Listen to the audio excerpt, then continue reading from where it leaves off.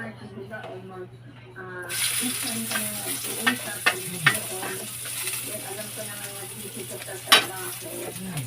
So kahit times na inuunod or hindi ka na kausap,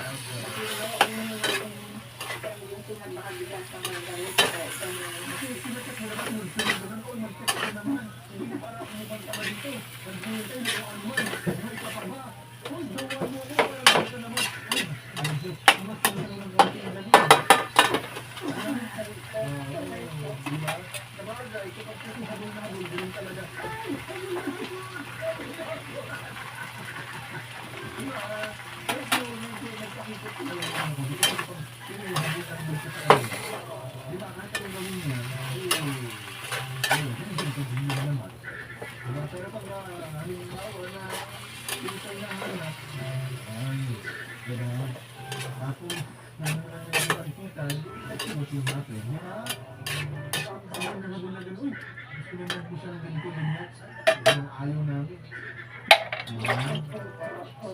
Pero tanong natin ha, kung ako ang pag-ibig na ito na napuso, pero yung question mo yun,